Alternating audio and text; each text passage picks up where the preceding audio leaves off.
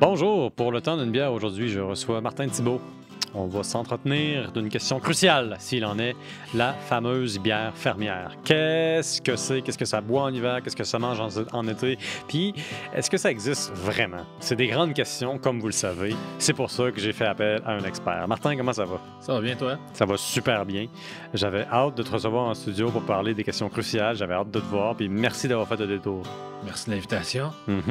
Mais surtout dans le vif du sujet, là. Ouais. C'est quoi la bière fermière?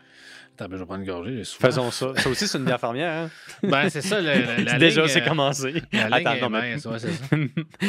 Prends une gorgée. Ben, en fait, c'est un sujet qui me stimule et me hante depuis une bonne dizaine d'années. C'est ton don et ta malédiction. Ouais, genre, mon obsession et ma passion. OK. C'est que, histoire courte, mettons, en 2009-2010, j'étais en train d'écrire La route des grands crus de la bière, qui était mon premier livre. Puis une des brasseries qui commençait à ce moment-là, c'était Hill Farmstead. Même que dans le livre, à l'époque, on disait, on étant David Lévesque-Gendron et moi-même, que c'était un projet hyper intéressant, hyper stimulant, mais ça commençait. Là. On ne pouvait même pas en parler de façon très précise. Puis, bref, c'était un Hill Farmstead. Tout son branding, tout son marketing, c'était, ben ça, c'est une bière inspirée par mon oncle Arthur, ma tante Anna, pardon. Une entreprise familiale, une tradition. Sur les terres, fermières, de la famille, tout ça. Puis, ces bières sont excellentes, totalement excellentes. Là.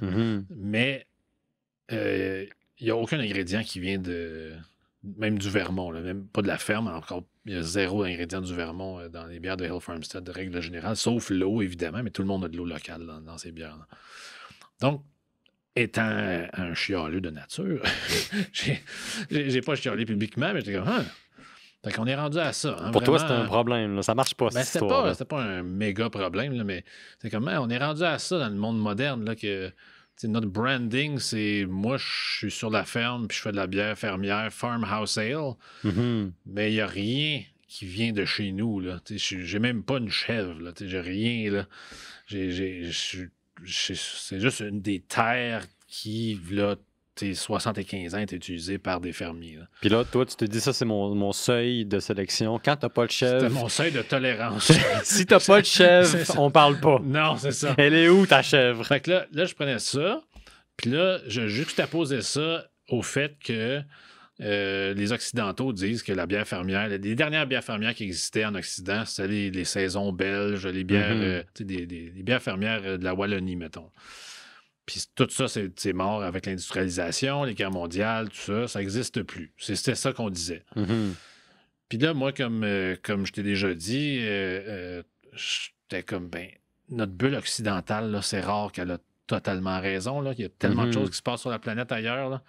Fait que je refusais de croire ça, que la bière fermière, c'était fini. Que oui, c'était fini clairement en Belgique, puis c'était fini en Allemagne, puis c'était fini en Occident en général. Puis ça me gossait en bon français que quelqu'un dise, moi je fais de la farmhouse ale, puis tu n'as aucun ingrédient local. Tout ce que tu as, c'est une lever que tu as acheté dans un laboratoire qui, dans le passé, peut-être venait d'une ferme sur un autre continent. Je trouvais ça quite a stretch. Que tu dises que tu es une farmhouse ale. C'est un petit peu ambitieux quand t'as pas de chèvre. Puis Entre quand autres. les ingrédients viennent pas chez vous. Mais d'abord, c'est la chèvre. Mais tu sais, pense au client de base. Le client de base fait, hey, c'est une bière qui vient de votre ferme. Ouais. Il est comme, ouais, c'est ça. Ouais. Parce que le client, 9 clients sur 10 ne le savent pas que Hill Farmstead n'a pas de chèvre en général. Parce que sa bière est excellente, puis avec raison, on a le goût de la boire. Fait qu'on lui donne le bénéfice du doute dans tout ça. Là. Mais il y a un moment où le marketing devient mensonger. Ben, c'est ça. C'est cette petite chose-là qui me gossait. Donc, en 2012, je suis allé en Lituanie. Ben, je suis pas allé à Parce que toi, quand il y a brûle quelque chose pour qui point, te là. gosse, notamment l'absence de chèvre sur Je une vais en ferme, tu vas en Lituanie. Ouais, Ça, on c'est a compris ça avec c'est toi. ça mon réflexe. Ouais. Mais j'ai fait des recherches pendant quelques mois, des recherches en robe de chambre à Google, on s'entend, là? Il n'y a pas meilleur que ça. Non, ça va très bien.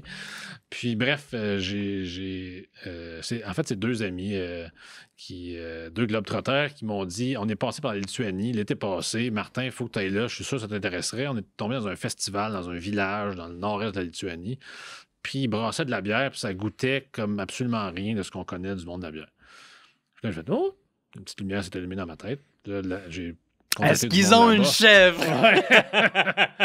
J'en ai pas trouvé, mais j'ai trouvé plein d'autres choses.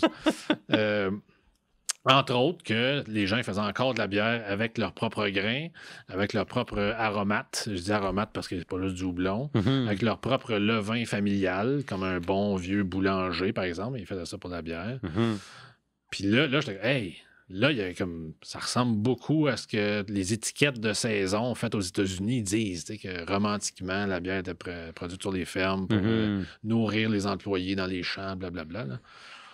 Fait que ça, c'est en 2012. Puis là, j'ai vu qu'il y avait comme une énorme possibilité. Si en Lituanie, qui sont des peuples occidentaux, blancs, Caucasien, là, avec Caucasiens, tout c'est le ça. kit, tout le Ils kit sont pas occidental. si weird, tu sais, de quelqu'un qui connaît pas le reste du monde, là, comme il n'est pas trop intimidé par les Lituaniens. Là. Ouais. Le Lituanien type, c'est un grand bonhomme tu sais, qui nous ressemble un peu, là, tu sais, un faciès semblable. Là. Fait que là, si eux, ils font de la bière qu'on ne connaît pas, qui est d'origine fermière, sur des fermes, littéralement là-bas, imagine si j'allais plus loin que notre bulle sociale occidentale, qu'est-ce que je pourrais trouver? Mhm. Fait que c'est ça que j'ai fait pendant les 7-8 années suivantes, plusieurs fois par année, un peu partout sur la planète. Donc, pendant 8 ans, tu as été à la recherche de la bière fermière. Des bières fermières, parce qu'il y en avait partout. Ouais. Tu as trouvé des bières fermières Il y un en peu a partout. Il y en a partout, c'est ça l'affaire. Fait que tu as trouvé des gens qui faisaient, selon la définition orthodoxe de la bière fermière, de la bière avec juste des ingrédients de par chez eux. C'est ça. Il y en a en Amérique du Sud, il y en a en Afrique, il y en a auprès de l'Himalaya, il y en a dans les pays baltes, il y en a en Scandinavie.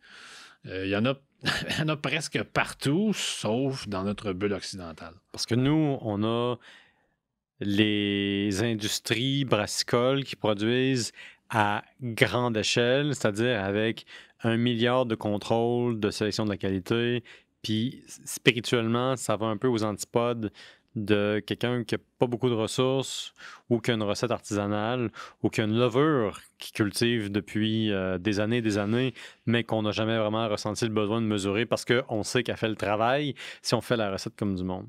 Fait que ma question pour toi, c'est, en dehors du fait que tous les ingrédients venaient, mettons, de la terre, qu'est-ce que tu as trouvé en commun de ces gens de différentes cultures, de différents pays, de différentes langues qui brassaient leur propre bière à domicile? Est-ce qu'il y avait, mettons, une communauté dans les goûts? Est-ce qu'il y avait quelque chose qui revenait souvent? Les goûts sont tous différents. Ben oui. Les textures sont même très différentes. Mhm. Mais ce qui revient partout, c'est que lorsqu'on fait une bière à partir de ses propres ingrédients, ou au pire des ingrédients du voisin ou du village, là, c'est qu'on s'offre une gâterie. Ça, c'est vraiment universel, qu'on soit avec le peuple quechua au Pérou, en Bolivie, ou qu'on soit avec des Norvégiens à Noël qui font de la Stjørdalsøl, ou qu'on soit en été en Finlande à boire de la Sarti, ou en Estonie, peu importe, ou en Lituanie. Mhm. La bière fermière, c'est surtout aujourd'hui une occasion de s'offrir une petite gâterie, un petit bonbon liquide. Mhm. Donc, c'est des saveurs riches. C'est souvent de la bière très protéinée et ou sucrée. Donc, avec une texture vraiment ample, généreuse. C'est pas une petite bière de soif la Tu plupart croques du dans temps. du liquide, puis l'alcool est au rendez-vous. Mais le sucre et les protéines, disons. L'alcool, OK. ça varie beaucoup. Là. OK. C'est sûr que l'alcool, ça va donner une rondeur supplémentaire quand il y en a pas mal. Là. Ouais. Mais c'est surtout des sucres et des protéines. Là. Vraiment une texture très généreuse. Là. Pas chewy, là, mais tu sais, c'est ça, c'est une boisson vraiment nourrissante. Puis culturellement, est-ce que tu trouvais que c'était une bière festive? C'était-tu comme, mettons, un apéro, un digestif, un gâteau, une célébration ou le truc que tu sors quand tu veux fêter quelqu'un qui a fait de quoi d'important? C'est tout ça en même temps. C'est tout C'est ça en même temps. il y a une occasion. Là. Ouais, c'est ça. Ouais. Ça dépend d'où on parle, évidemment. Là. Ils ont toutes Mhm. ils ont toutes des raisons différentes de faire et de boire ces bières-là, Tu me mais parlais des quechua. Ça m'a intrigué ouais, pas ben, mal. écoute, l'autre bière qu'on va ouvrir tantôt, c'est une fruitiada. Ça vient de. En fait, c'est une longue histoire, mais brièvement, c'est que le peuple quechua au Pérou, surtout dans la vallée sacrée, ils font une bière de fraises sauvages qui s'appelle fruitiada. C'est une chicha, donc c'est du maïs maltais. Mais lorsque les fraises sont prêtes, ils font une version aux fraises sauvages, qui s'appelle fruitiada. Fait que c'est la même chicha, la chicha de Jora, qui est 100% maïs blanc maltais. Puis ils rajoutent une quantité énorme de fraises dedans.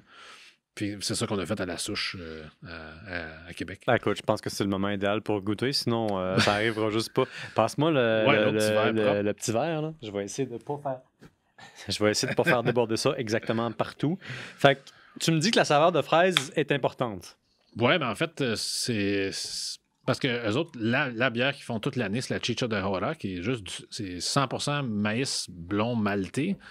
Puis il y a vraiment le ferment local, là. Il y a un levain local. Chaque famille a son levain, là. Puis quand ils ont plein de fraises sauvages qui sont prêtes, ils font une bière à la fraise. Fait qu'ils mettent la fraise directement dans le mash? Dans le fermenteur. Dans le fermenteur, Ouais, ok. les fermenteurs là-bas, c'est un gros pot de terre cuite, on s'entend, là. Évidemment. Puis moi, ça me fascinait, non seulement parce que c'était bon, là, mais parce qu'au Québec, on est vraiment, on est passionné de fraises, là, au mois de juin. Nous autres, ici, là, on en mange des. C'est la folie furieuse, C'est mon sûr. ami. Mais pourquoi qu'il n'y a pas 150 bières à la fraise au Québec? Il n'y en a vraiment pas beaucoup.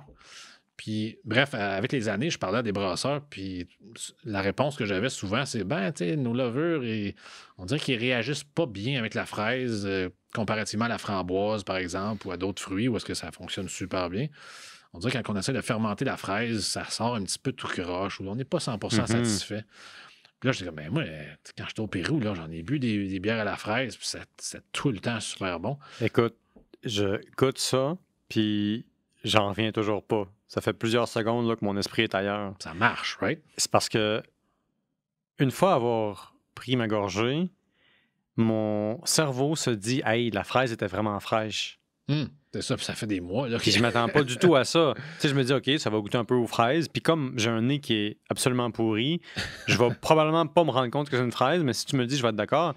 Mais là, je me dis pas ça, je me dis, ah, la fraise est fraîche. C'est comme, Ce qui est elle vient un d'être tour cueillie. de force, parce que ça fait des mois que c'est mis en canette, là, tu sais. Ben, c'est vraiment impressionnant. Mais bref, je pense, à part, évidemment, les gens de la souche ont un talent évident dans la salle de brassage, mais la clé, outre ça, je pense, c'est les ferments. C'est qu'au Québec, depuis toujours, on essaie de faire des bières à la fraise avec des Saccharomyces cerevisiae, des levures à bière classiques, avec des résultats... Tu veux dire des levures d'algues classiques? Des levures à fermentation haute classiques. Avec des résultats plus ou moins satisfaisants selon la recette. Là. Mais la raison pour laquelle je pense qu'on n'a pas 150 bières à la fraise qui sortent l'été, c'est que peut-être qu'on n'a pas des ferments, on n'a pas les bons ferments pour faire des bières convaincantes. Puis là, ce que j'ai fait quand je suis allé au Pérou, comme je fais dans plusieurs voyages, c'est que je traîne des petites fioles vides et je subtilise des ferments chez des brasseurs et des brasseuses. Puis là, eux autres, quand je buvais la fruitiada, j'étais comme, hey, il y a quelque chose à faire avec ça, là. Tu veux dire que tu ramènes des fonds de bouteille dans des petites fioles? Ouais, c'est une façon de le dire, oui. C'est ça. Puis, donc, j'ai légué 3 ferments de familles différentes à une compagnie qui s'appelle le Labo, Solutions Brassicole, à la Pocatière, qui est littéralement un laboratoire. Qui vend des levures, qui gère des levures et tout ça pour plein de brasseries au Québec. Puis j'ai ramené ça, puis on fait un séquençage génétique, etc. Puis la souche a demandé au labo de préparer un slurry d'un mélange de ferments utilisé par des Quechua dans la vallée sacrée du Pérou pour faire une bière à la fraise parce que je les ai convaincus de faire le test. Puis en fait, hey, ça marche vraiment. Tout ça, c'est mon nez.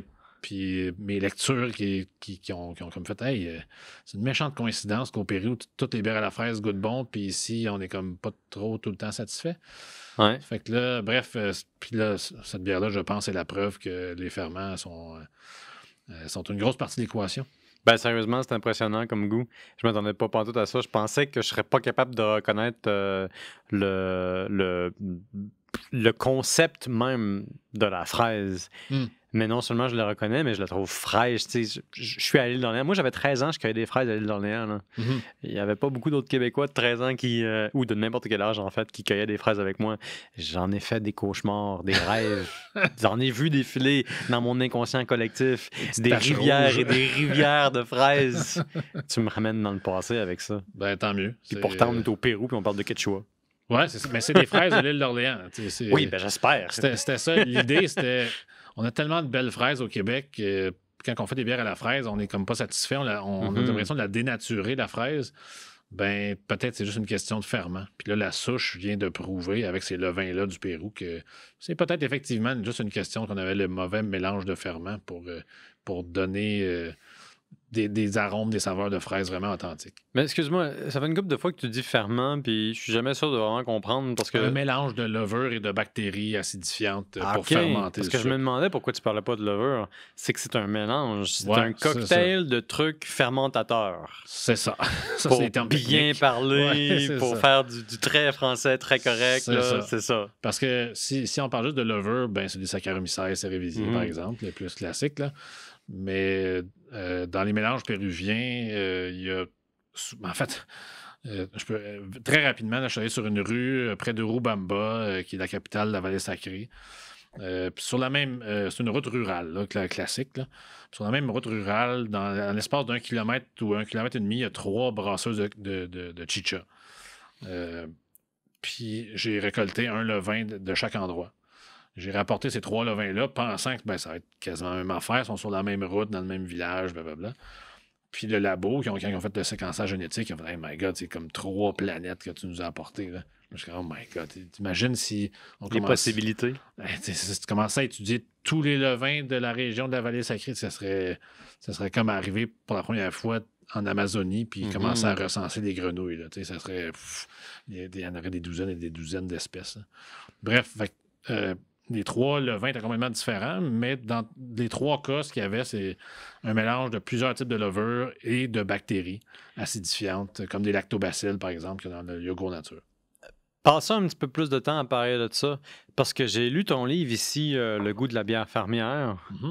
Plusieurs sections, bien écrites, super intéressant, bien expliqué, très vulgarisé. Il y a une section dans laquelle on parle, mettons... du côté lactobacille, du côté acidulé, du côté plus sûr de la bière fermière en général. J'aimerais ça que tu élabores là-dessus. Dis-nous un peu pour les gens qui ne connaissent pas la bière fermière. Est-ce que la bière fermière est censée être une bière plus sûre? Je te pose la question parce que tu parles justement de voyons, je suis en train d'oublier le mot. Pas ferment ou formant, mais c'est quoi le mot que tu disais tantôt? Ferment. Le ferment, qui est la levure et d'autres bactéries. Il est entendu dans une bière fermière que tu as la levure plus d'autres bactéries qui sont locales et présentes dans l'air. Pas nécessairement. Non? Pas nécessairement. Ça dépend vraiment d'où on est sur la planète puis qu'est-ce qu'on fait pour fermenter notre bière. Là. OK. Donc, il y en a par exemple, en Norvège, quand on a découvert le Kveik, découvert entre gros guillemets, là, parce qu'il existait avant qu'on arrive. Là, oui. Christophe Colomb n'a pas découvert l'Amérique. Mais eux, c'est vraiment... Il n'y a pas de bactéries dans ce qu'ils font. Là, dans la région de Voss, là, où est-ce qu'on a trouvé les premiers Kveik, il n'y a pas de bactéries du tout là-dedans. Là. Parce qu'ils veulent avoir des arômes d'ester, des arômes fruités, comme des ale anglaises, par exemple. Mais si on va dans les Andes, il y a toujours des bactéries parce qu'ils veulent avoir une bière acidulée. Mais est-ce qu'ils voulaient ça à la base? Quand quand c'était le royaume Inca, puis il faisait la chicha.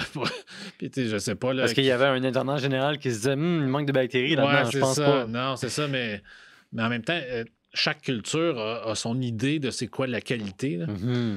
Puis, tu sais, l'acidité, c'est difficile d'avoir l'acidité dans une bière si t'as pas de bactéries acidifiantes.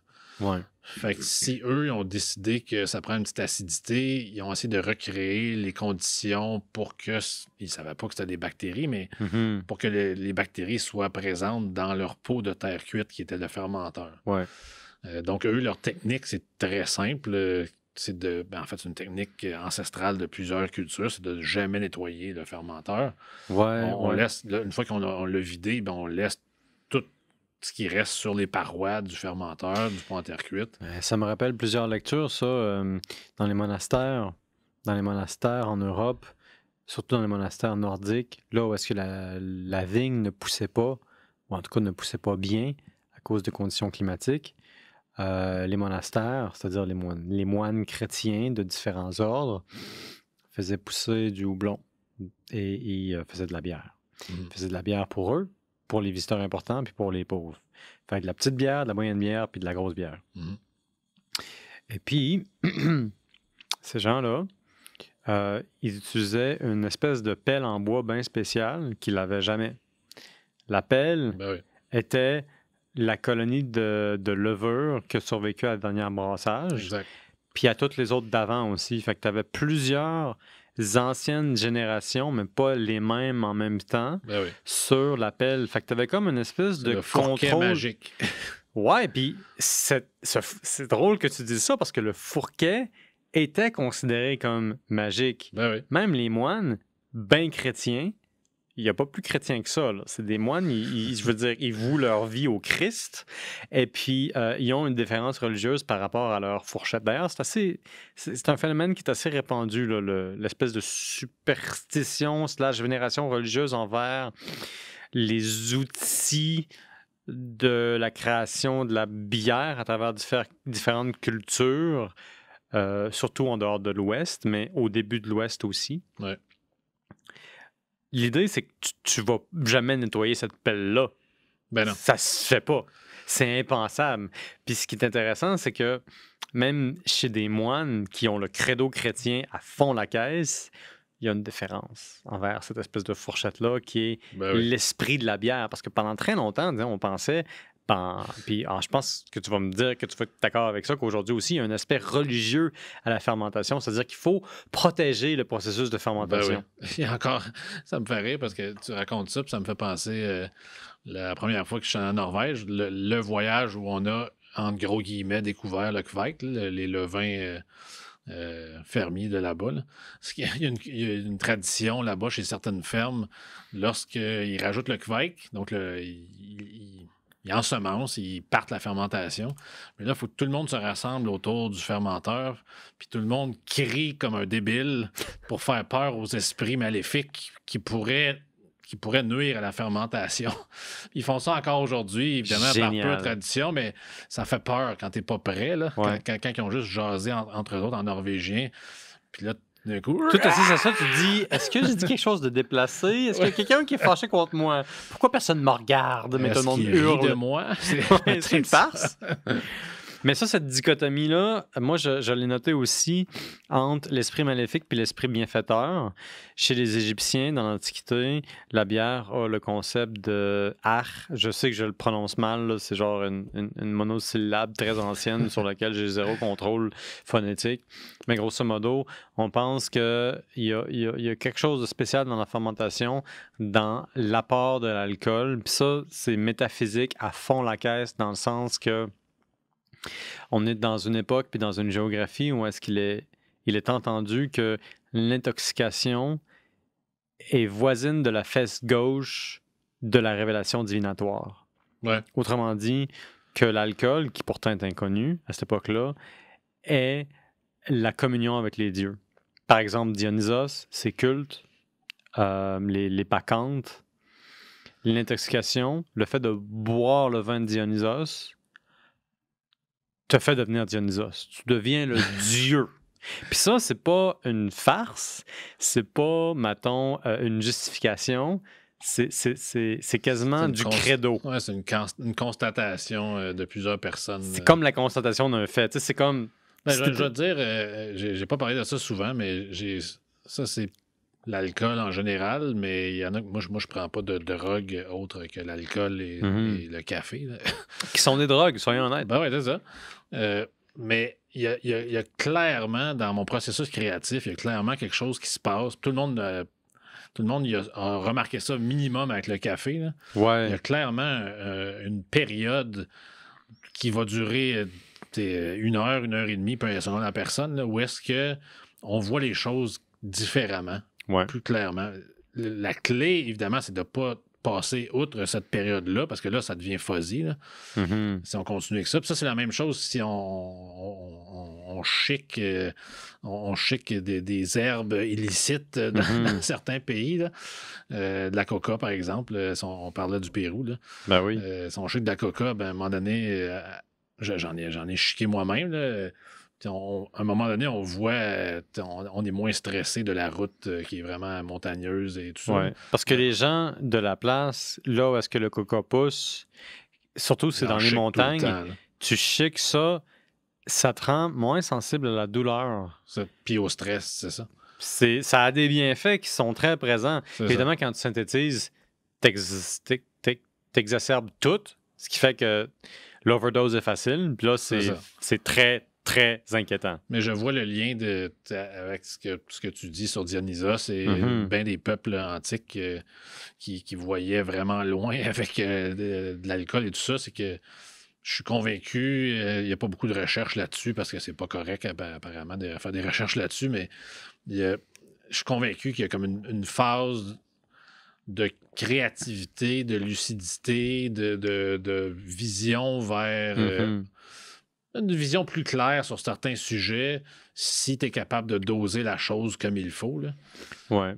Puis c'est extrêmement tabou parce que l'alcool, depuis qu'on était capable de démocratiser la distillation, a passé d'un problème moral, c'est-à-dire un problème de communauté puis de gestion, mettons, du contrôle de soi, à une question très médicale. Ouais. Ce qui fait que toutes les études sur le rôle de la société, plutôt le rôle de l'alcool dans la société, sont monopolisées par la doctrine de la santé, qui est une... Ben, c'est plus qu'une doctrine, c'est plus, mettons, un aspect.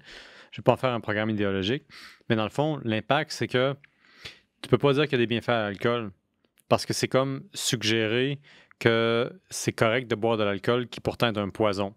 Autrement dit, un docteur ne peut pas approuver ou dire de façon professionnelle que l'alcool, c'est bien. Puis je comprends, c'est normal. Il y a tellement de maladies qui sont, de problèmes de santé qui sont associés à l'alcool. Exact. Il y a le Lancet qui, en 2018, qui est un journal médical britannique extrêmement prestigieux, qui disait que la quantité optimale d'alcool pour les gens en bas de 40-45 ans, je pense, c'était 0%. Puis c'était basé sur une liste d'à peu près 50 maladies de comorbidité associées avec l'alcool.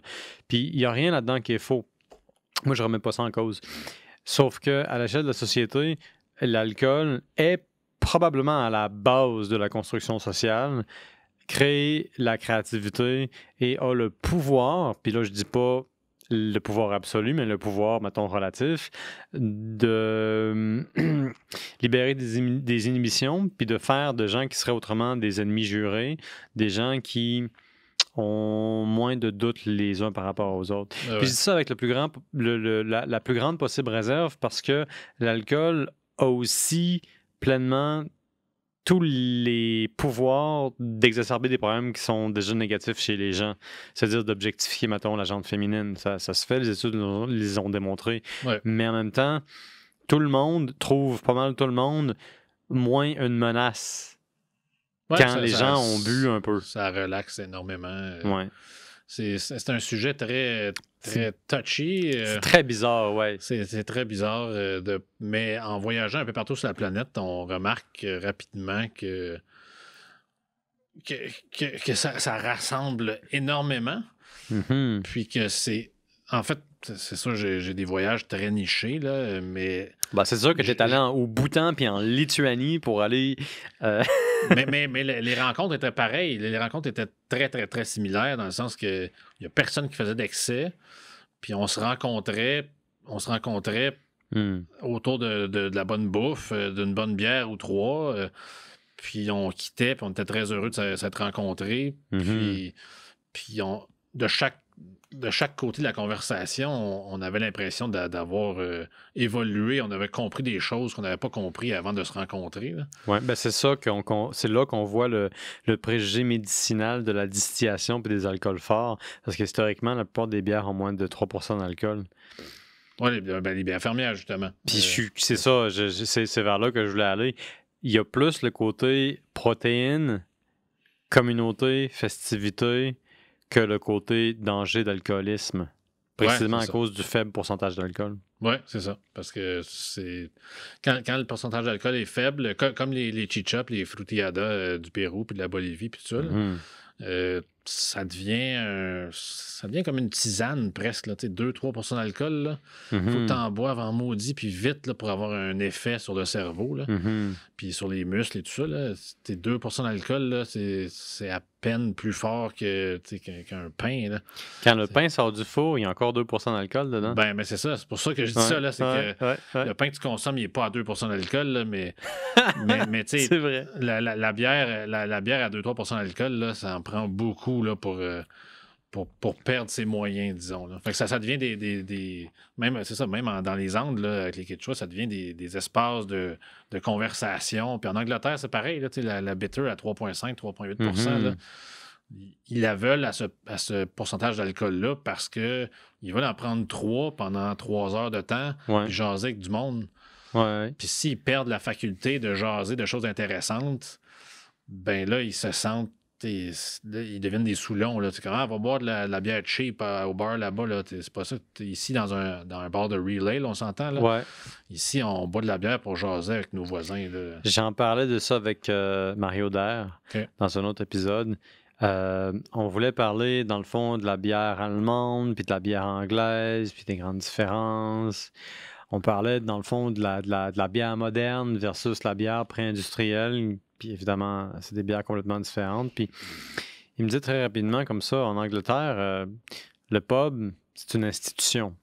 Ben oui, totalement. Puis c'est un endroit qui est presque sacré. Puis c'est un endroit qui est très égalitaire. C'est la seule place en Angleterre où est-ce que le punk va boire va interagir de façon normale et occasionnelle avec un gars en veston qui gagne 250 000 $ par année puis qui travaille pour, je sais pas, la plus grande ferme d'avocats. Ouais, ça, c'est Le quand même pub assez récent. est Là. le grand égalisateur. Ouais, c'est assez récent parce que dans l'époque victorienne, il y a même des bars encore aujourd'hui à Londres, par exemple, parce qu'on peut témoigner de ça. Là. Mais dans l'époque victorienne, en Angleterre, il y avait littéralement des partitions dans les bars. Ouais, avec plusieurs c'est vrai portes. ça. Ben oui, j'ai déjà On- entendu ça. Il y en a plein encore à Londres comme ça. C'est des musées, on s'entend, là. C'est des bars qui n'ont pas changé depuis Ouais. l'époque victorienne. Mais si toi, tu voulais pas le voir, le concierge ou le whatever, que t'es la personne que tu apprécies moins parce que toi, t'es tellement supérieur dans ta tête, là, Ouais. ben tu prenais pas la même porte, puis il y avait des partitions toutes bien décorées. Fait pour que le que tu même vois gars, pas, là. le même bar, le même pub, c'est des pubs plus que des bars à l'époque victorienne, avait différentes portes pour différentes castes. C'est ça. Puis le bar, là, le meuble, là, si on veut, avec le landlord en arrière et les pompes à bière et tout ça, il est central au local. Donc, toutes les partitions tournent. Imaginez que c'est un C, là, un bar en forme de C. Il y a des partitions tout le long du C. Le landlord est dans le milieu du C, évidemment, avec toutes les pompes, et il sert tout le monde. Mais les partitions... les seules personnes que tu vas voir, c'est la partition qui est littéralement en face de toi, l'autre côté du C. Mais les gens à gauche et à droite, tu les vois jamais. Là. Ouais. Donc, à l'époque victorienne, c'était la réalité dans certains bars. Parce que justement, tout le monde pouvait aller au même pub, mais les gens, quand même, ne voulaient pas tous se voir. Mais est-ce qu'à l'époque victorienne, on servait ça de la bière fermière? En Angleterre, il n'y en avait probablement pas à cette époque-là, non. Une chose que je voulais te demander, c'est Avec tous les voyages que tu as faits, tu as été au Pérou, tu as été en Lituanie, tu as été en Estonie, tu as été au Bhoutan. Tu as vu des gens qui faisaient de la bière avec les ingrédients qu'il y avait. Mais là, on se retrouve avec un problème géopolitique d'importance majeure. Oublie la guerre en ce moment. Oublie les tensions au Moyen-Orient. Je veux qu'on parle de la bière fermière, mais en Amérique du Nord. Est-ce qu'on réussit à faire de la bière fermière en Amérique du Nord? Est-ce qu'à ce moment-ci, ça existe pour de vrai? Ça existe pour de vrai, mais depuis peu. En fait, je peux pas pointer le moment où est-ce que c'est revenu, là, mais au Québec, par exemple, il y a la Schwab au Lac-Saint-Jean, Saint-Félicien. Ils sont bons, eux. C'est vraiment très bon ce qu'ils font. Puis c'est littéralement une ferme qui cultive de l'orge et plein d'autres trucs. Puis ils font de la bière à partir de leur orge. Puis ça, c'est un des premiers projets brassicoles au Québec où est-ce qu'ils ont vraiment mis en valeur la production de la ferme, littéralement. Puis depuis ce temps-là, aujourd'hui, j'ai pas compté, mais on doit être rendu à 10-12 véritables fermes brassicoles au Québec où est-ce que les gens cultivent leurs céréales, des fois un peu de houblon même, puis ils font de la bière avec ça. Est-ce que la clientèle est au rendez-vous? Est-ce que les consommateurs de bière artisanale sont, comment je peux dire ça, intéressés? C'est une bonne question. Toutes ces fermes brassicoles-là, à ma connaissance, fonctionnent très bien. Okay. Est-ce qu'ils fonctionnent très bien parce qu'elles sont des fermes brassicoles? Je ne sais pas. Il faudrait faire des sondages un peu plus poussés, là. Ouais. C'est probablement parce qu'ils font des très bonnes bières. Ouais. Au moins, ça prouve que tu peux faire une bière qui est très bonne avec les moyens du bord qui sont les moyens de chez toi, dans ta terre. Moi j'admire ces gens-là, ces brasseurs-là, entre autres parce qu'ils ont un niveau de difficulté vraiment plus élevé que n'importe quel autre brasseur. Là. Non seulement il faut qu'ils maîtrisent le brassage de la bière, mais il faut qu'ils maîtrisent le travail dans les champs en plus. Ouais. C'est comme deux métiers en même temps. Là. C'est des gens qui travaillent des heures de T'es brasseur, t'es fermier, tu dors pas. Non, tu dors pas. Tu t'occupes de tout sauf toi-même. Bonne chance d'aller à un 5 à 7. Ouais, c'est ça. À moins qu'il soit chez vous. Puis c'est toi qui fournisse la bière. Ouais. C'est vraiment. Puis le mal, puis l'orge, puis le temps, puis la préparation. C'est des jobs de fou. La chose qu'ils ne font pas, ces gens-là, c'est malter leurs céréales. Parce que là, à un moment donné, il y a juste 24 heures dans une journée. Ouais. Puis tu peux pas faire 3 emplois à temps plein en même temps. Fait que est-ce qu'on est en train de voir l'émergence d'une industrie de malteurs professionnels pour des gens qui apportent leur céréales puis qui disent ça, c'est ma céréale. Oui. Je veux que tu maltes ça pour moi, puis tu ne mélanges pas avec le céréale de d'autres personnes. Exact. Ça commence à se faire au Québec. En fait, il y a la filière microbrascole du Québec qui encourage beaucoup ça. Que les producteurs d'orge fassent malter leur orge au Québec au lieu de l'envoyer en Saskatchewan, peu importe, dans des gros lots mélangés pour qu'il y ait du pale malt canadien en général, mais où est-ce que la provenance n'est pas aussi précise. Donc ça se fait de plus en plus. Puis ces fermes brassicoles-là, évidemment, ils veulent ravoir leur orge s'ils font pousser de l'orge. Là. Ah oui. Donc il y a un plus-value à ça. Mais c'est encore embryonnaire comme outil marketing, là, parce que le client moyen de bière artisanale, il est déjà un peu éberlué par la diversité de toutes les saveurs, toutes les marques. Il y a déjà de la misère à choisir, tu veux dire. Ouais, c'est ça. Puis là, tu dis ça, c'est une ferme brassicole, ils font cultiver leurs propres affaires. Puis là, t'es comme, fait que les autres, ils le font pas. Puis là, pourquoi? Comment? Hein? Puis là, c'est. Puis le houblon, lui, ils font-tu pousser les autres, ils font pas pousser leur houblon? Là, c'est plusieurs questions là, devant l'étalage au IGA avec 350 bières. C'est déjà difficile quand tu es quelqu'un qui aime la bière artisanale en général, mais qui ne connaît pas les brasseries, d'aller dans une épicerie ou dans une dépanneur spécialisée, puis de choisir ta prochaine bière. Ben, parce qu'il y en a tellement. Là. Il y en a trop. Est-ce qu'on peut dire qu'il y en a trop? C'est une question qui dépasse un peu le sujet de la bière artisanale. Il n'y en aura jamais trop, je pense. Si la bière migre vers de plus en plus de producteurs ultra locaux, donc des brasseurs fermiers ou des brasseurs qui font des efforts pour aller chercher leur houblon dans le Pontiac au lieu d'aller chercher dans la vallée de Yakima, dans le nord-ouest des États-Unis, ben, il va toujours en avoir de ça, puis il n'y en aura jamais trop de ça. Parce que la production n'est pas énorme pour ces houblons-là et les céréales locales aussi. Puis si les brasseurs restent ultra locaux, donc ils n'essayent pas de devenir le prochain Molson ou whoever, ben ça, tu sais, tous les bars de Gatineau ou de Montréal, peu importe, techniquement, ils pourraient vendre leur propre bière. Là. J'exagère, ils ne feront jamais tout ça parce que c'est trop d'investissement. Là. Mais tu sais, dans chaque quartier, il pourrait avoir une brasserie artisanale. Sans problème, parce que chaque quartier a plusieurs bars. Là. Ben, tu vois, c'est intéressant parce que il n'y a pas très longtemps, je suis allé faire des entrevues à Montréal. Je suis allé parler avec les bières philosophales, avec la mer à boire, avec l'île de Garde. Puis la mer à boire et l'île de Garde en particulier me disaient, nous, on est des brasseries de quartier. Ouais. On est là pour le monde d'ici. Puis c'est deux discussions qui étaient assez profondes, assez candides, assez intéressantes. Puis il me disait, nous, on a différents mandats. On veut faire de la bière pour le monde d'ici. On a des clients qui veulent des choses prévisibles, qui veulent de la bonne bière, classique. Mais surtout, ils ne veulent pas aller loin. Puis ça semble être une nouvelle tendance. Il semble avoir deux nouvelles tendances depuis quelques années. La consommation de proximité, qui est altermondialiste, qui est anti-globalisation, qui est pro-terroir. Ouais. Puis la deuxième tendance, c'est vraiment la valeur ajoutée que les gens sont prêts, ou plutôt le premium de prix que les gens sont prêts à payer pour avoir de quoi qu'ils savent qu'ils viennent de leur coin de pays à eux. Ben oui, totalement. C'est une conception très environnementaliste. Puis ça, c'est ma question pour toi, côté bière artisanale. Est-ce qu'il y a un lien pour toi dans ton expérience entre la popularité montante des bières fermières et les soucis environnementaux? Totalement. Totalement. C'est un retour à la source, dans le fond. Là. Ouais. La bière fermière, c'est à la base, ça peut pas être plus ultra local que ça. Puis c'est vers ça. On a exploré le reste de la planète. On a fait venir de la bière de partout. On a exploré plein de saveurs. On a voyagé. Puis là, on remarque qu'il y a une façon de faire des bières avec des ingrédients chez nous aussi. C'est beaucoup de travail pour se rendre à ça. Parce qu'on n'avait pas assez d'orge de qualité brassicole pour être maltais, on n'avait pas assez de houblon, blablabla. Là, on est en train de développer ça.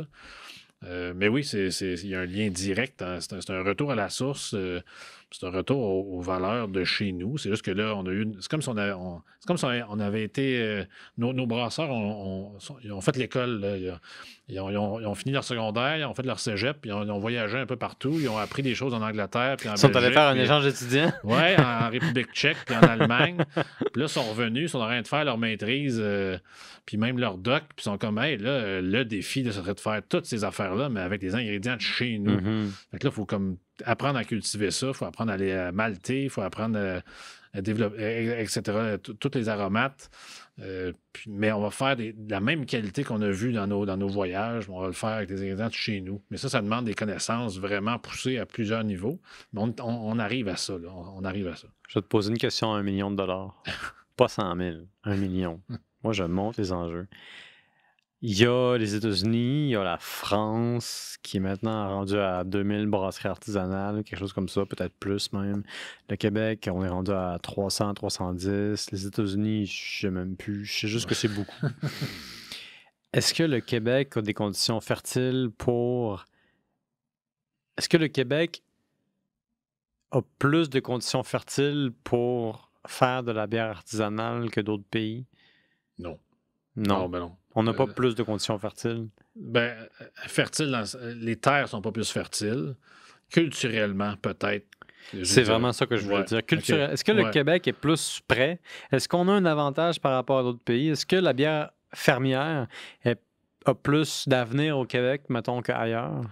Je pense que oui. Peut-être le 10 ans, j'aurais pas répondu de la même façon, mais reste que j'ai des amis qui viennent de partout dans le monde, comme Lars Marius Garchol, mon compagnon de voyage norvégien, qui est venu au congrès de la MBQ en novembre. Puis il me disait, Martin, qu'est-ce qui se passe ici au Québec? Là? Je croise tellement de menus de bière que sont comme light years ahead. Là. Je vois jamais ça quand je me promène en Europe ou aux États-Unis. Vous avez des bières, des aromates locaux, vous avez des styles un peu partout dans le monde, super bien faits. Vous avez des bières hybrides, vraiment créatives, mais toujours bien faites. Ouais. Fait que vous faites autant du hyper traditionnel que du gastronomique. Pourquoi que les autres provinces, pourquoi vos voisins aux États-Unis, ils sont pas rendus à ça?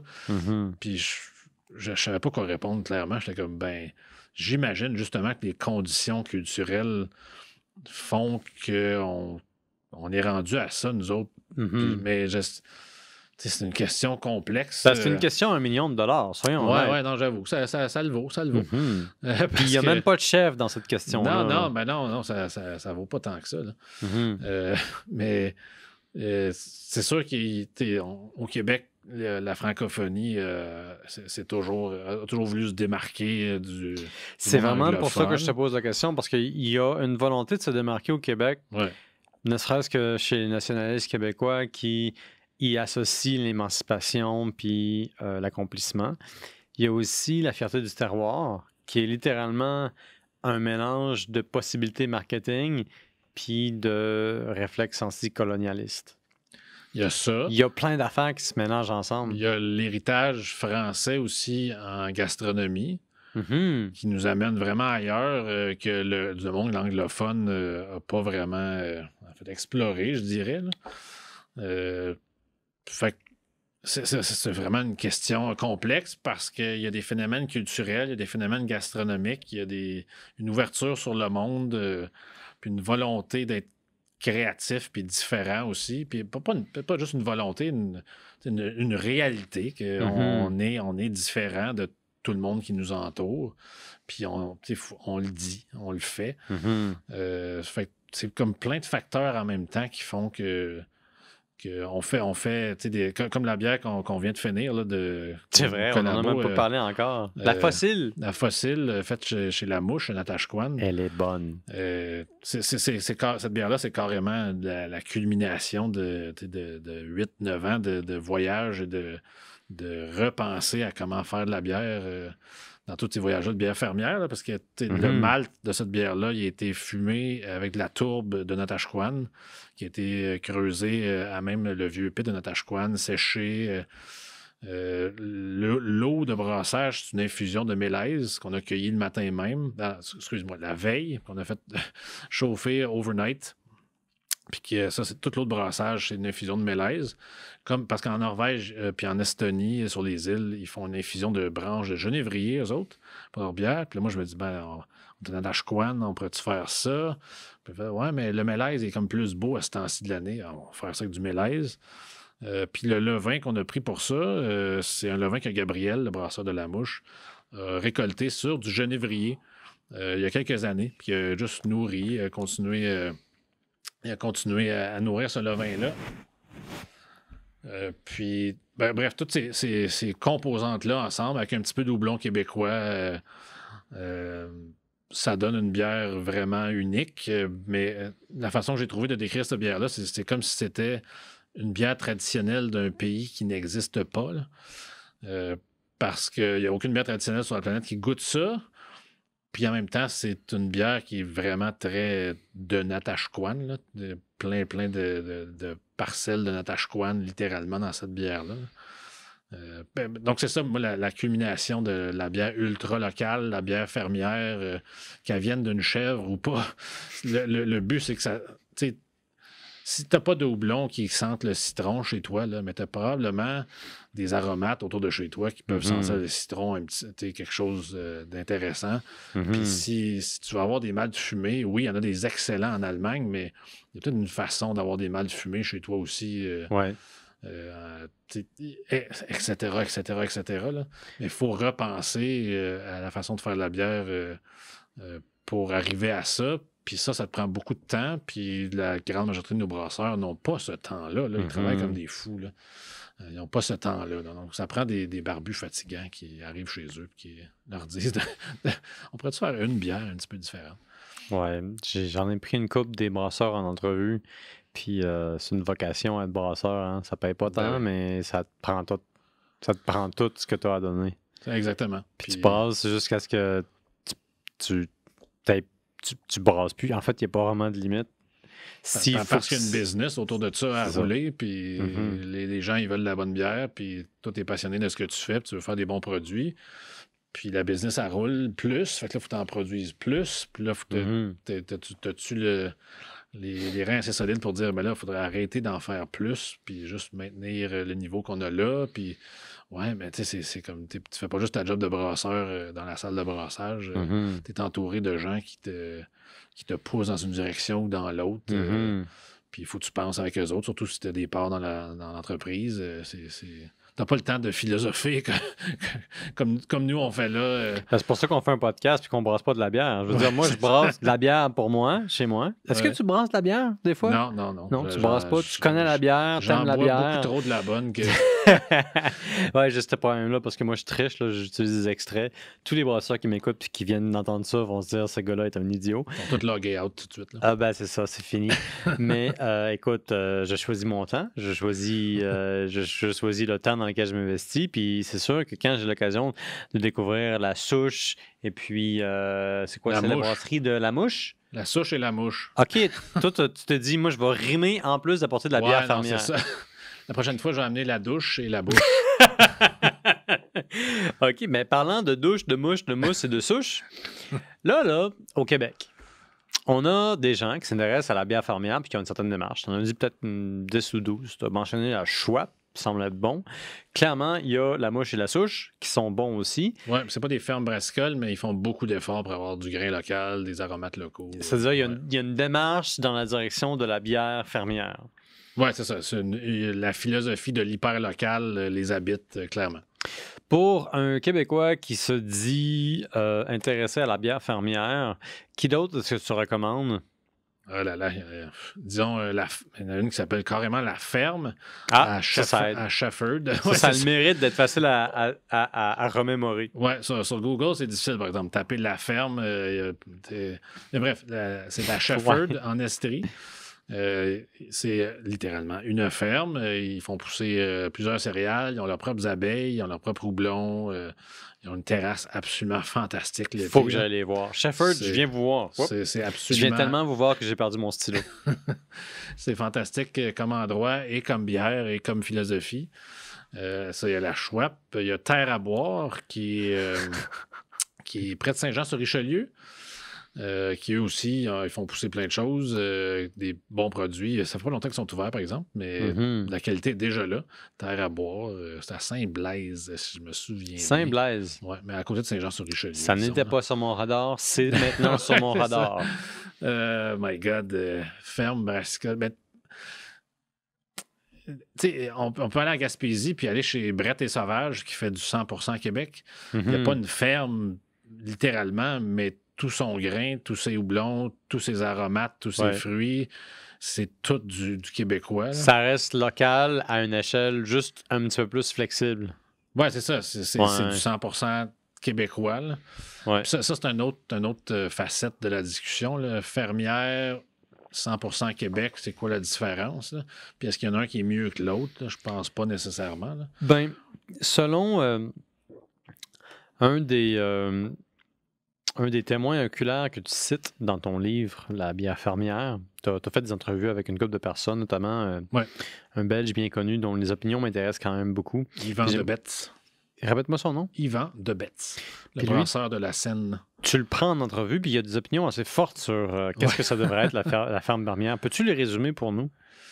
Oui, ben en fait, je peux pas résumer Yvan Debetz parce que c'est un personnage complexe, mais disons... Yvan Debetz, comme tout le monde sait, est irrésumable. Mais en fait, c'est que lui, il est belge. Ouais. Puis il est très conscient que le monde occidental dit que la bière, la saison, bien des bières, des styles belges sont des bières fermières.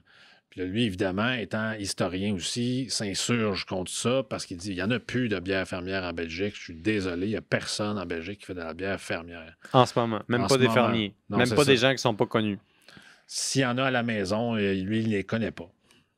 Donc, ce qu'il dit, il y a peut-être de l'inspiration fermière, sure, mais il n'y a pas de bière véritablement fermière en Belgique présentement, Mhm. quoi qu'en disent les menus des bars spécialisés. Mhm. Mais moi, mon point de vue, c'est que faut juste sortir de la Belgique. Il faut aller en Estonie, il faut aller en Lituanie, il faut aller en Norvège, il faut aller Est-ce à que tu as Bhoutan. parlé avec lui de ce que les Quechua font? Ouais, ben oui, j'ai parlé.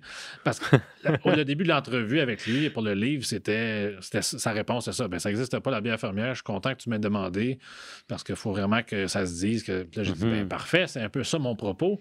Mais mon propos, c'est aussi de dire que moi, je suis allé en Estonie, puis en Lituanie, puis en Finlande, puis blablabla, puis il y en a en masse de la bière fermière. Puis là, il a fait, ah, ben voyons donc. Puis là, il était fasciné que ça existe encore ailleurs. C'est juste que on n'en parle pas dans notre petite bulle occidentale parce que c'est étrange. Les Lituaniens, c'est qui ça, les Lituaniens? Ils sont juste à côté de la Pologne. C'est vraiment pas si loin que ça. Là. Ça coûte le même prix aller là en avion l'été qu'aller en Allemagne. Là, mais c'est ça. Fait tout ça pour dire que Yvan de Betz veut nous rappeler que la saison, la bière qu'on dit fermière belge, aujourd'hui, ce n'est pas véritablement fermier. Ce ne sont que des inspirations. Donc, c'est un peu ça son propos. Puis je pense que c'est très, très juste. Si on revient au début de l'épisode, où est-ce que je disais que Hill Farmstead, c'est juste bien présenté que oui, c'est des terres fermières, mais que c'est pas de la véritable bière fermière. Ce sont des inspirations, c'est du romantisme de qualité. Je le répète, c'est vraiment bon ce qu'il fait. Mais ça reste des inspirations. C'est pas... Alors qu'il y a des gens comme la Schwab, comme le Taraboire, comme la ferme à Shefford, qui, eux, font véritablement du travail fermier, qui cultivent des choses. Donc, ces gens-là méritent de faire parler d'eux autant, sinon plus, que Hill Farmstead. Mais ce qui arrive, là, c'est que en Occident, l'intérêt pour la bière fermière, d'après ce que tu me dis, c'est soit du marketing, soit un effort délibéré de retourner aux sources qui demande un effort, puis qui se distingue du reste de la communauté brassicole. Dans les communautés que tu as visitées à travers tes voyages, la bière fermière, c'est la cuisine alcoolisée. C'est la bière qu'on fait parce qu'on l'a toujours fait. C'est la bière de récompense. C'est le cadeau d'hospitalité. C'est le baptême de la voisine. C'est la bière d'événement, de célébration. C'est la bière qu'on fait chez soi. C'est aussi simple que ça. Ouais, c'est ça. Fait que nous, c'est comme si on avait perdu une tradition antique, ancienne, du don de l'intoxication envers la personne, soit qu'on célèbre ou qui nous visite. Parce que le don d'un truc hallucinogène ou intoxicant, c'est vieux comme le monde. C'est peut-être le 2e ou 3e métier, genre, de l'humain et de l'humaine. Mais dans l'Ouest, on a des avantages et des inconvénients. Puis ils vont en même temps. C'est que t'as la méthode empirique, la vérification, le contrôle de qualité, le contrôle de bain des affaires qui fait que tu perds tes origines. On l'a pas perdu, on l'a comme perfectionné à l'extrême. On l'a envoyé dans des industries où tous les paramètres sont calculés. On en veut tellement de la bonne qu'on contrôle tout. Mais ce qu'on a perdu, c'est la simplicité de faire les choses soi-même chez soi. Là. Donc, c'est ça. Est-ce que c'est mal? Je ne pense pas que c'est mal, là, parce qu'on voulait juste contrôler la qualité. Je pense que ça montre à quel point c'est important pour nous qu'on a fait... Non, on va juste en faire de l'excellente. Mais ça enlève le côté chaleureux. Tu sais, quand ça arrive d'une usine par millions de litres, c'est pas grand-maman qui t'offre un pâté. Là, tu sais, on est loin du geste accueillant et chaleureux. Même si, en bout de ligne, la qualité est là. Ben souvent, c'est la taille de l'organisation, de la société qui fait que les liens se perdent. Ben, exactement. Puis, tu sais, l'alcool, la fermentation, l'intoxication, la nourriture, tout ça, c'est des procédés rituels de création puis de renforcement des liens entre des petites communautés. Mais quand on vit dans des grandes communautés, ces liens-là sont plus difficiles à maintenir. Puis ça, c'est le grand paradoxe. Exactement.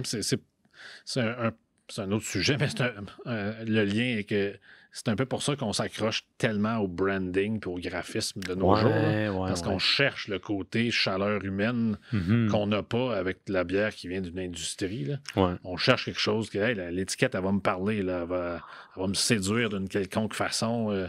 parce que j'ai juste acheté ça au dépanneur, là, puis le dépanneur, il m'a pas séduit pendant tout. Là. Il m'a pas invité chez eux avec une tourtière. Là. Fait qu'il manque quelque chose. Est-ce que l'étiquette va pouvoir me séduire d'une quelconque façon? Ah, celle-là, plus que l'autre, fine, je vais prendre celle-là. Qu'est-ce qui va autant me donner envie de boire une bonne bière que de manger une bonne tourtière? Ça, c'est des questions que toi, tu te poses quand tu t'en vas à l'épicerie. Totalement, je pense Est-ce que beaucoup tu trop. penses à la tourtière? Oui, je pense beaucoup trop. Oui, c'est ça. C'est très important de maintenir les liens humains, puis même quand on boit une bière. Là. Puis c'est ça qui fait tout l'attrait de la bière fermière. C'est le local, c'est la philosophie, c'est l'intention, c'est aussi le goût du terroir, des goûts qui sont quand même relativement différents à cause de ce qui vient avec la levure. L'intention, le travail, l'intention, c'est vraiment ça, le geste humain qui vient avec. Là, c'est facile en tant que dégustateur, parce que je m'auto-programme dégustateur. Ça fait quand même une vingtaine d'années que je fais ça. Dégustateur / voyageur / Indiana Jones. Ouais, genre, c'est ça. De la bière. Mais c'est très facile de se concentrer sur le produit, puis juste dire celle-là il est meilleur que l'autre parce que X, Y, Z. Mais l'intention derrière ça est aussi important que le profil organoleptique du produit. Là.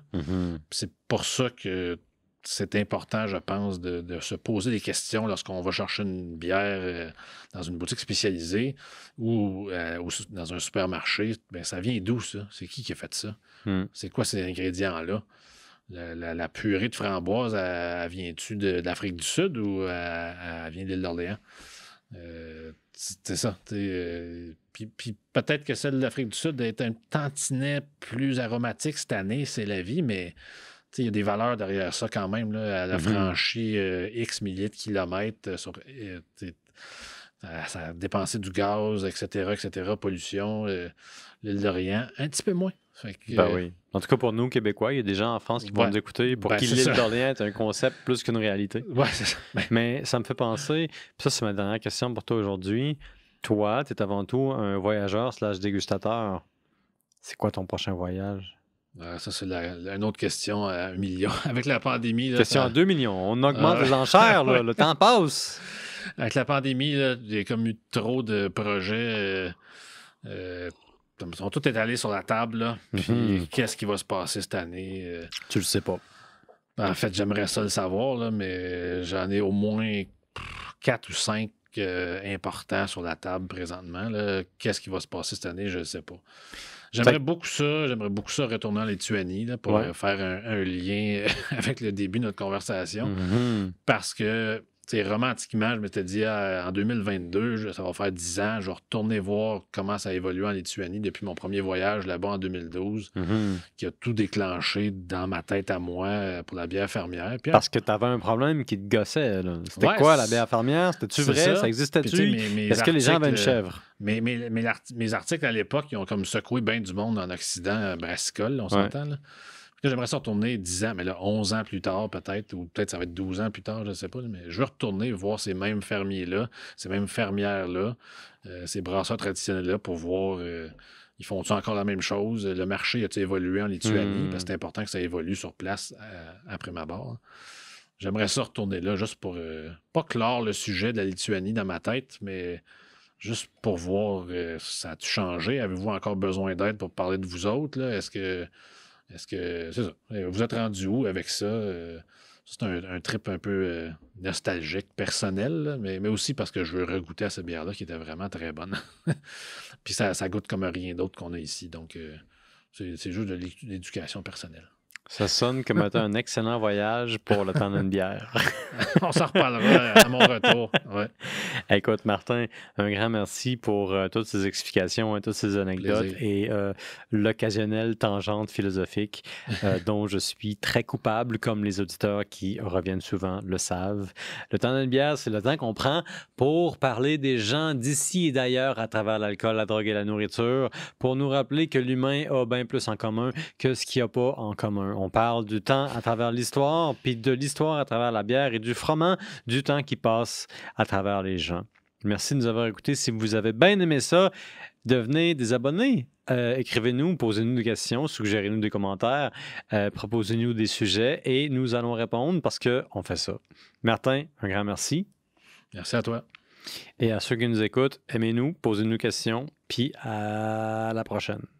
Ciao! Santé!